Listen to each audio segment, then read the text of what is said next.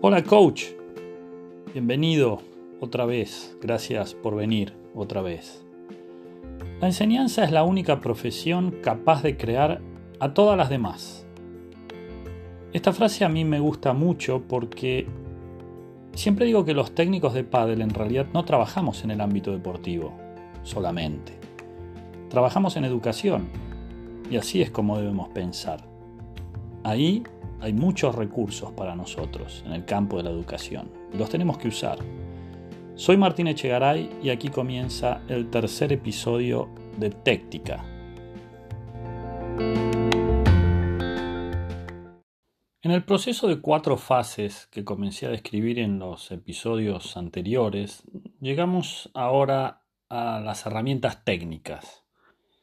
Recuerdan, primero estaba el concepto de juego, el origen, aquello que condiciona todo lo demás. Eso generaba unas ideas que yo llamo consecuencias tácticas, que son la segunda etapa.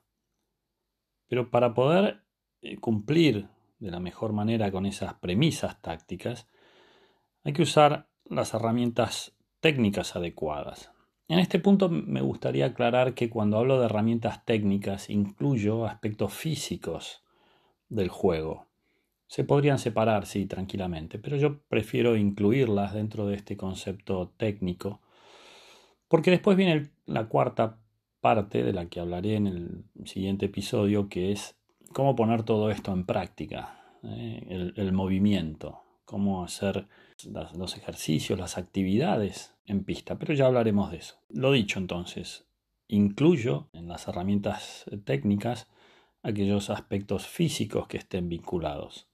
Yo daba 2 ejemplos como consecuencias tácticas del formato de juego, del concepto de juego, que eran las voleas, que teníamos que tener diferentes tipos de voleas, y los remates, smash, overheads, lo que quieran.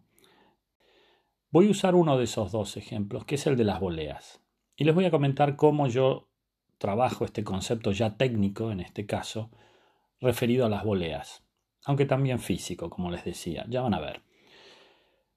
Yo lo que hago es también usar el pensamiento analítico, que básicamente va de dividir un concepto en varias partes para poder analizarlo y trabajar con él de la mejor manera posible. Vamos a ver, en las voleas hay 2 pares de conceptos que yo utilizo. Uno es el largo del movimiento, evidentemente estamos hablando de un concepto técnico, y otro es la presencia o ausencia de efectos, un tiro plano o un tiro con efecto.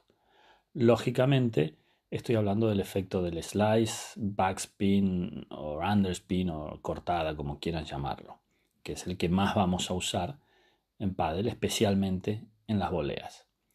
Entonces, al tener ya 2 pares de conceptos definidos, finalmente voy a terminar, si los combino, con 4 tipos de volea diferentes, 4 técnicas de volea diferentes. Fíjense, empecemos por el más sencillo. Combinemos un movimiento corto, o prácticamente la ausencia de un movimiento, con la ausencia de efectos. Un tiro plano y corto. Estamos, como se imaginarán, ante la volea de bloqueo, la que llamamos volea de bloqueo. O también volea tipo tenis. Cuando yo empecé a jugar al tenis, esta era la volea, digamos, la única volea que hacíamos. Básicamente se trataba de poner el espejito, usar la raqueta y que la pelota rebote y vuelva al otro campo. Quizás la sofisticación era tratar de cambiar la dirección. En pádel ni siquiera eso. Cuando usamos la volea de bloqueo, por ejemplo, ante una salida fuerte de pared o, por ejemplo, si subimos a bloquear una bandeja. No digo ya un remate, ¿no? Pero una bandeja. La pelota viene con peso, como decimos, con peso, y hay que tratar por lo menos de conservar la posición, conservar la red. Ya hablaremos esto de defender en la red o de atacar desde el fondo, que son otros conceptos tácticos que en algún momento de estos episodios comentaré. Entonces, esa es la volea de bloqueo. Movimiento corto y plano, sin efecto. El segundo ejemplo es el de combinar un movimiento largo con el hecho de que la pelota salga con efecto. largo y con efecto. ¿Les suena? Sí, estamos hablando de la volea de transferencia. Yo le llamo la volea de transferencia. Es la volea, digamos, la más típica del pádel. Si desandamos el camino, el concepto de juego nos lleva a tratar de que la pelota esté baja y que los impactos sean retrasados. Así nuestro oponente tiene que defenderse y nosotros podemos atacar, presionar y tratar de llevarnos el punto de la mejor manera posible. Entonces, para eso, alargamos un poquito el movimiento y le damos un poco de efecto. Un movimiento más amplio, entonces ya hablamos de preparación y terminación, no solo de un impacto, sino que hay preparación y terminación. Y además podemos empezar a hablar de supinación en el movimiento de derecha y de pronación del antebrazo, por lo menos, y de la mano en el movimiento de revés. Entonces, hay que trabajar el antebrazo, ese es un aspecto físico, y hay que trabajar esa técnica de movimiento, es evidentemente un aspecto técnico. Para mí están combinados. Muy bien, ya tenemos dos voleas. Probablemente con estas dos voleas, la de bloqueo y la de transferencia, tengamos gran parte del trabajo hecho. Quizás no haga falta avanzar más, pero ya que habíamos combinado dos pares de conceptos, sigamos a ver a dónde nos lleva esto. Una tercera volea sería un movimiento corto con efecto. ¿Y cómo es esto? Bueno, sería el típico movimiento de volea donde se hace una dejada. Lógicamente hace falta más pericia técnica aquí, ¿no? Con un movimiento enérgico del antebrazo, pero corto, o ya digamos de la muñeca, lo que se logra es que la pelota quede muerta apenas pasa la red. Vamos a dejar esto para los jugadores que sean un poco más talentosos.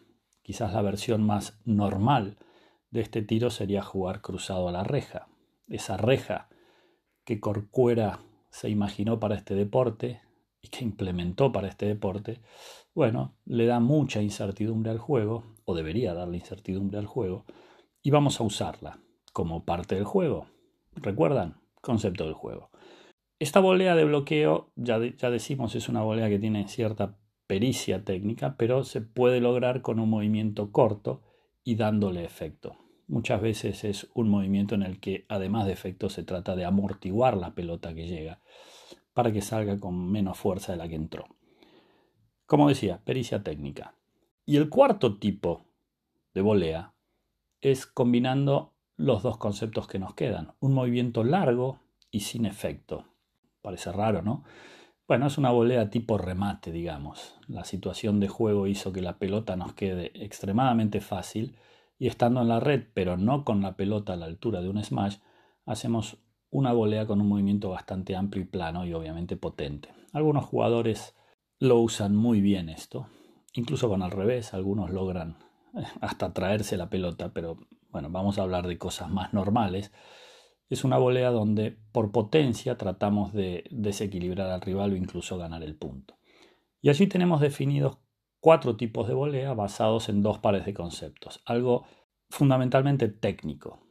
Lo que sigue será ver cómo lo vamos a practicar, cómo lo vamos a pasar al campo, cómo lo vamos a traducir en una situación, en una actividad que sirva en nuestras sesiones. Eso es lo que haremos en el siguiente episodio.